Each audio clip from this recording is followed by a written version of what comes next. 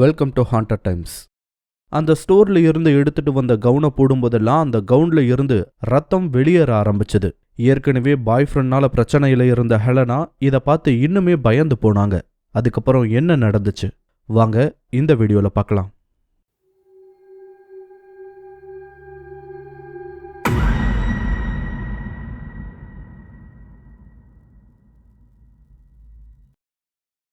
கவுன்ல திடீர்னு அவ்வளோ ரத்தத்தை பார்த்ததும் ஹெலனா பயந்து போயிட்டாங்க. இப்போ நோவா கூட ஏற்பட்ட சண்டையை விட ரத்தம் அவங்களோட ட்ரெஸ்ல பரவி இருந்தது தான் அவங்களுக்கு அதிகப்படியான பயத்தை கொடுத்துச்சு. நோவாவும் அந்த காட்சியை பார்த்தான் தான், ஆனா அதை பத்தி அவன் கொஞ்சம் கூட கண்டுக்கவே இல்லை. அவனோட கோவத்தை மட்டும் அங்க பயங்கரமா காட்டிட்டு ஹெலனாவை 2-3 கெட்ட வார்த்தைகள்லையும் திட்டிட்டு அங்கிருந்து வெளியே போயிட்டான். அங்க நடந்ததையெல்லாம் ஹெலனாவால நம்பவே முடியல. நோவா அங்கிருந்து கிளம்புனதும் வேகமா போய் டோரை லாக் பண்ணிட்டு வந்து முதல்ல அந்த ட்ரெஸ்ஸை தான் கழட்டி வீசினாங்க ஹெலனா. கழட்டினதும் அவசரமா எங்கேயாவது காயம் பட்டிருக்கான்னு செக் பண்ணி இருக்காங்க. ஆனா அவங்களுக்கு எந்த காயமும் படல. அப்பதான் பிரச்சனை தன்கிட்ட கிடையாது, கண்டிப்பா அந்த கவுன்ல தான் ஏதோ பிரச்சனைன்றது அவங்களுக்கு புரிய வந்திருக்கு. அதை பத்தின யோசனையில இருக்கும்போது தான் அந்த கவுனை முதல் முறை போட்டப்போ ஏற்பட்ட அந்த இரத்தக்கரையும் அவங்களோட ஞாபகத்துக்கு வந்தது. அதுவும் நோவா கூட முதல் முறை வெளியே போகும்போது தான் ஏற்பட்டுச்சு. அது மட்டும் இல்லாம அந்த ட்ரெஸ்ஸை வாங்கும்போதே பில்லிங் கவுண்டர்ல இருந்த அந்த வயசான லேடி கொஞ்சம் வித்தியாசமா பார்த்ததையும், உங்களுக்கு இந்த ட்ரெஸ் கண்டிப்பா வேணுமான்னு கேட்டதெல்லாம் அவங்களோட ஞாபகத்துக்கு வந்துச்சு. அப்பதான் இந்த ட்ரெஸ் சம்பந்தமான விஷயங்கள் எல்லாம் மர்மமாவே இருக்குன்றத கவனிச்சாங்க ஹெலனா. ஒரு சாதாரண ட்ரெஸ்ல இருந்து எப்படி திடீர்னு ரத்தம் வர முடியும், ஒன்னும் புரியலையேன்னு ஒருவித பயத்தோடையே ஹெலனா அதை பத்தி யோசிக்க ஆரம்பிச்சாங்க. ரொம்ப நேரம் யோசிச்சதுக்கு அப்புறமா லாஜிக்கலி அவங்களோட கேள்விக்கு எந்த விதமான பதிலும் கிடைக்காம போகவும் அந்த ட்ரெஸ்ஸை எங்கிருந்து எடுத்துட்டு வந்தாங்களோ அதே த்ரிஃப்ட் ஸ்டோருக்கு மறுபடியும் கொண்டு போக முடிவெடுத்தாங்க. என்னதான் ஹெலனா அந்த ட்ரெஸ்ஸை மறுபடியும் எடுத்துட்டு போற ஒரு முடிவுக்கு வந்துட்டாலும் அன்னைக்கு ராத்திரி அவங்களால சாதாரணமா அந்த வீட்டில் தூங்கவே முடியல. விடியற வரைக்கும் ஒருவித பரபரப்பிலேயே தான் இருந்தாங்க. அதுவும் குறிப்பா அந்த ட்ரெஸ் பக்கமே போகல ஹெலனா. விடிஞ்சதும் முதல் வேளையா அந்த ட்ரெஸ்ஸை தன்னோட கைப்படாம ஒரு குச்சியை பயன்படுத்தி ஒரு பேக்ல போட்டு கவர் பண்ணிட்டு வெளியே கிளம்ப தயாரானாங்க ஹெலனா. அவங்க வெளியே வந்ததும் முதல்ல அந்த பையை எடுத்துக்கிட்டு போன இடம் அந்த கவுனை வாங்கின த்ரிஃப்ட் ஸ்டோருக்கு தான். கடை திறந்த கொஞ்ச நேரத்திலேயே அங்க போய் சேர்ந்தாங்க ஹெலனா. கோவமா உள்ள போனவங்களுக்கு மறுபடியும் அந்த பில்லிங் கவுண்டர்ல உட்கார்ந்திருந்த அந்த ஓல்ட் லேடி தான் கண்ணில் பட்டாங்க. அந்த பில்லிங் கவுண்டர்ல போய் அந்த கவுனை வேகமா தூக்கி எறிஞ்சிட்டு, என்ன இது, எனக்கு நீங்க என்ன கருமத்தை வித்தீங்க, இதுல இருந்து ரத்தமா வந்துகிட்டு இருக்கு, எனக்கு ஒரே பயமா இருக்குன்னு சொல்லிட்டு லிட்டரலி சத்தம் போட ஆரம்பிச்சாங்க. ஆனா அந்த லேடி எப்படியும் ஹெலனா இங்க திரும்பி வருவாங்கன்னு எதிர்பார்த்திருப்பாங்க போல. ஹெலனா கிட்ட கொஞ்சமும் கோபமே படாம அவங்க தூக்கி எறிஞ்ச பேக்கை ஓபன் பண்ணி அதுல இருந்த கவுனை பிரிச்சு பார்த்தவங்க இந்த முறை ரொம்ப அதிகமா தான் பரவி இருக்குன்னு சொன்னாங்க. ஒண்ணுமே புரியாம ஹெலனா என்ன சொல்றீங்கன்னு கேட்டதுக்கு அந்த கரையை பார்த்ததுக்கு அப்புறமா ஹெலனா பக்கம் திரும்பி அவன் உன்னை என்ன பண்ணான்னு கேட்டாங்க. ஹெலனாவுக்கு ஒண்ணுமே புரியல. யாரு என்ன பண்ண போறாங்கன்னு கேட்டதுக்கு உனக்கு கல்யாணம் ஆயிருச்சான்னு ஒரு கேள்வியை கேட்டாங்க அந்த லேடி. அதுக்கு ஹெலனா கோவத்தோடையே இல்ல ஏன் கேட்குறீங்கன்னு கேட்டதுக்கு அப்போ உனக்கு பாய் ஃப்ரெண்ட் யாராவது இருக்காங்களான்னு கேட்டாங்க. அவங்க எதுக்காக அந்த கடைக்கு வந்தாங்களோ அதை விட்டுட்டு மற்ற கேள்விகளெல்லாம் கேட்டதால இரிட்டேட் ஆன ஹெலனா ஆமா இருக்கான், அதனால என்ன பிரச்சனைன்னு பதில் சொல்லியிருக்காங்க. மறுபடியும் பொறுமையா அந்த லேடி இந்த ட்ரெஸ்ஸை போட்டிருக்கும் போது அவன் உன்னை அடிக்கவோ இல்ல வேற ஏதாவது செய்ய வந்தானான்னு கேட்டாங்க. அப்பதான் ஹெலனாவுக்கு அந்த விஷயம் ஸ்ட்ரைக் ஆயிருக்கு. அது ஸ்ட்ரைக் ஆனதும் அவளோட கோபம் தனிய ஆரம்பிச்சது. அப்போ ஆமா ஏன் கேட்குறீங்கன்னு கேட்டதுக்கு அதனாலதான் இந்த ட்ரெஸ்ல இருந்து ரத்தம் வந்திருக்குன்னு சொன்னாங்க அந்த ஓல்ட் லேடி. என்ன சொல்றீங்க, எனக்கு ஒண்ணுமே புரியலையேன்னு ஹெலனா கேட்டதுக்கு ஒரு நிமிஷம் இங்கே இரு, நான் வர்றேன்னு சொல்லிட்டு உள்ள போனாங்க அந்த லேடி. ஹெலனாவும் வேற வழி இல்லாம அந்த கவுண்டருக்கு பக்கத்திலேயே வெயிட் பண்ண ஆரம்பிச்சாங்க. உள்ள போன அந்த லேடி ஒரு 5 நிமிஷத்துக்கு அப்புறமா வெளியே வந்தாங்க. அவங்க வெளியே வரும்போது புதுசா அவங்களோட கையில ஒரு கவர் இருந்துச்சு. அவங்க வெளியே வந்ததை பரபரப்போட வெயிட் பண்ணிக்கிட்டு இருந்த ஹெலனா கவனிக்க செஞ்சாங்க. அது மட்டும் இல்லாம அவங்களோட கையில இருந்த கவரையும் கவனிச்சாங்க ஹெலனா. ஒன்னும் புரியாம ஹெலனா பார்த்துக்கிட்டு இருக்கும் போதே அவங்க கொண்டு வந்த கவரை திறந்து அதுல இருந்து ஒரு போட்டோவை வெளியே எடுத்து ஹெலனாவுக்கு முன்னாடி வச்சாங்க அந்த லேடி. குழப்பத்தோட அந்த போட்டோவை எடுத்து பார்த்த ஹெலனாவுக்கு ஒண்ணுமே புரியல. அது ஒரு பொண்ணோட போட்டோ. எப்படியோ அந்த போட்டோ எடுக்கப்பட்டு சாலிடா 20 வருஷத்துக்கு மேலேயாவது கண்டிப்பா இருக்கும். இதை எதுக்கு இந்த அம்மா என்கிட்ட கொடுக்குறாங்கன்னு ஒண்ணுமே புரியாம ஹெலனா அந்த லேடியை பார்க்கவும் அவங்க மறுபடியும் அந்த போட்டோவை கவனமா பாருன்னு சொல்லியிருக்காங்க.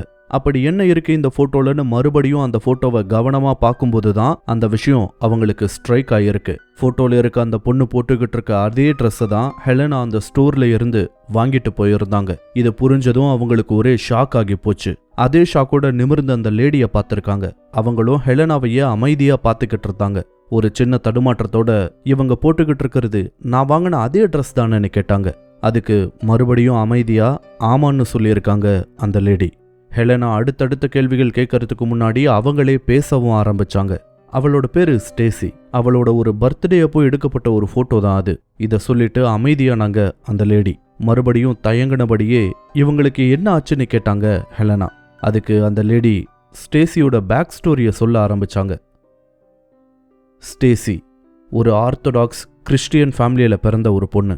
அவளோட பேரண்ட்ஸ் ரொம்பவே ஸ்ட்ரிக்டா இருந்தாங்க. ரொம்ப கண்டிப்பா வளர்க்கப்பட்ட ஸ்டேசிக்கு ஃப்ரெண்ட்ஸ்னு யாருமே கிடையாது. அவளுக்கு 22 வயசு இருக்கும்போது அவளோட ஃபேமிலி தவறாம போகக்கூடிய ஒரு சர்ச் ஃபாதர் மூலமா ஒரு ஃபேமிலியோட இன்ட்ரோடக்ஷன் கிடைச்சிருக்கு. சர்ச் ஃபாதர் அவங்கள ஸ்டேசியோட குடும்பத்துக்கு அறிமுகப்படுத்தினதற்கான முக்கியமான காரணம் என்னன்னா, அவர் அறிமுகப்படுத்தின ஃபேமிலி ஒரு பணக்கார ஃபேமிலி. அந்த ஃபேமிலியோட மூத்த பையன் தாமஸ்க்கு ஸ்டேசியை கல்யாணம் பண்ணி வைக்கிறதுக்காக தான் ஃபாதர் ஒருத்தருக்கு அறிமுகப்படுத்தி வச்சிருக்காரு. அந்த ஃபேமிலி கிட்ட பேசினதுக்கு அப்புறமா ஸ்டேசியோட ஃபேமிலி தாமஸ்க்கு ஸ்டேசியை கல்யாணம் செஞ்சு கொடுக்க சம்மதம் தெரிவிச்சிருக்காங்க. இதை பத்தி ஸ்டேசி கிட்ட கேட்கும்போதும் மறுப்பு எதுவும் தெரிவிக்காம சரின்னு சொல்லியிருக்காங்க.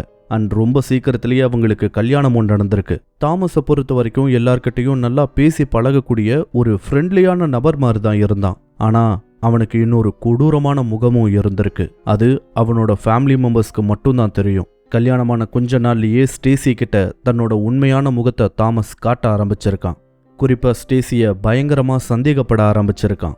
நல்லதா ஒரு ட்ரெஸ் போட்டுட்டு வெளியே போனாலும் எவன் கூட போற, எவனை பார்க்க போறன்னு கேட்டு டார்ச்சர் பண்ண ஆரம்பிச்சான் தாமஸ்.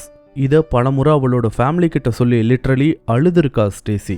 ஆனா ஒவ்வொரு தடவையும் அவளை சமாதானப்படுத்தி அனுப்பி வச்சிருக்காங்க. இப்படியே சில மாதங்கள் போகுது. ஸ்டேசியும் வேற வழி இல்லாம தாமஸோடையே வாழ்ந்து வந்திருக்கா. அப்போ ஒரு சமயம் ஸ்டேசியோட பிறந்த நாள் வந்துச்சு. அந்த பர்த்டேக்காக ஸ்டேசியோட அம்மா அவளுக்கு ஒரு ட்ரெஸ்ஸை ப்ரெசன்ட் பண்ணாங்க. அதுதான் இங்க இருக்க அந்த ட்ரெஸ். அந்த ட்ரெஸ்ல ஸ்டேசியை பார்க்கவே ரொம்ப அழகா இருந்திருக்கா.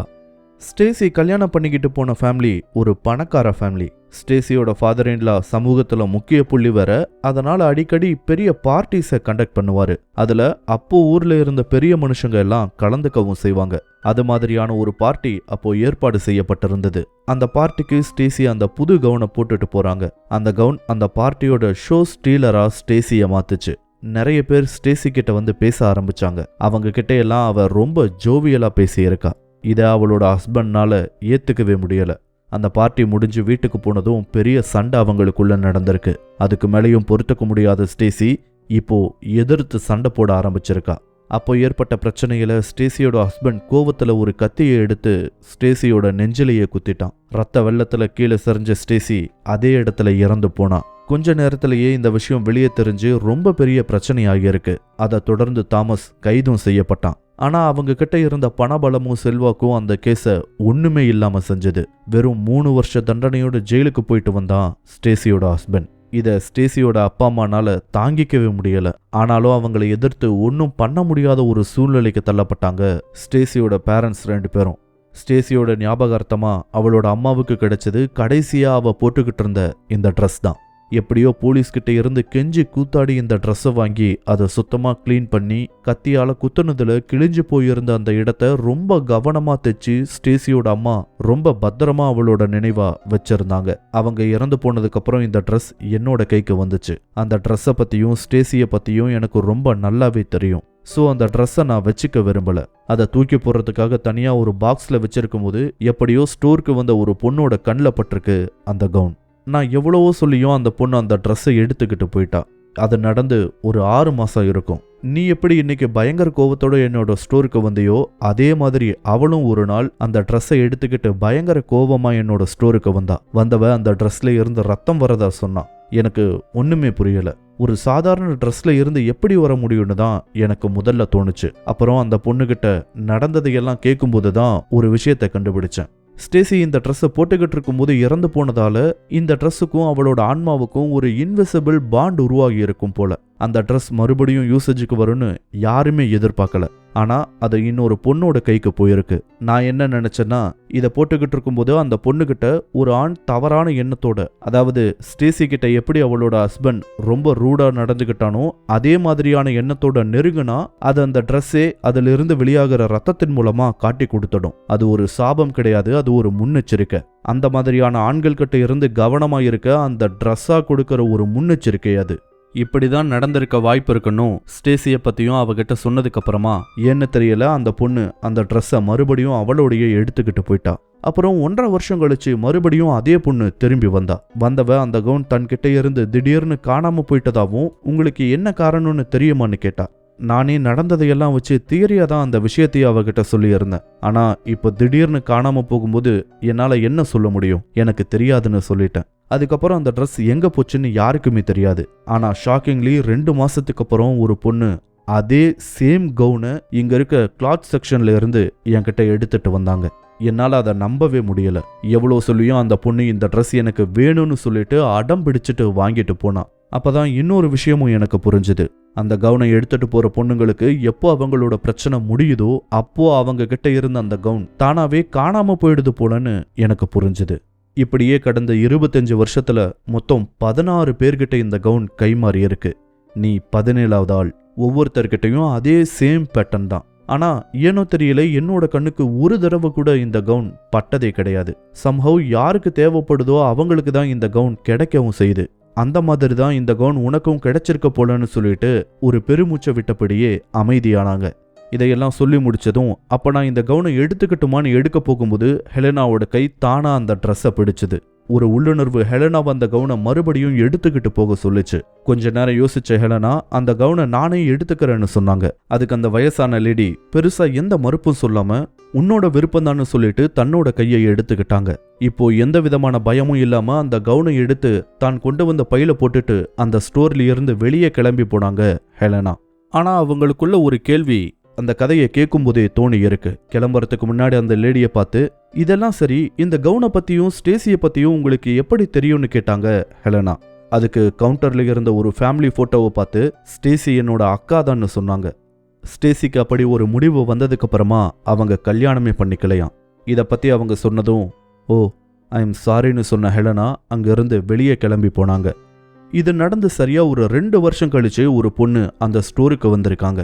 அவங்க கிளாத் செக்ஷன்ல பார்த்துக்கிட்டு இருக்கும்போது ஒரு ட்ரெஸ் ரொம்ப பிடிச்சு போகவும் அதை வாங்கிக்கிறதுக்காக பில்லிங் கவுண்டருக்கு அதை எடுத்துட்டு வந்திருக்காங்க. அதை பார்த்த பில்லிங் கவுண்டர்ல இருந்த அந்த லேடி ஆச்சரியப்பட்டு போனாங்க. ஏன்னா அந்த பொண்ணு எடுத்துட்டு வந்தது ஸ்டேசியோட அதே கிரீன் கலர் சில்க் கவுன். இந்த வீடியோ உங்களுக்கு பிடிச்சிருந்தா லைக் பண்ணுங்க, கமெண்ட் பண்ணுங்க, ஷேர் பண்ணுங்க. இதே மாதிரியான புதிய வீடியோக்களை பார்க்க மறக்காம ஹாண்டட் டைம்ஸ் சேனலுக்கு சப்ஸ்கிரைப் பண்ணுங்க. அண்ட் மறக்காம நோட்டிஃபிகேஷன் பெல் ஐகானையும் கிளிக் பண்ணி விடுங்க. தேங்க்யூ.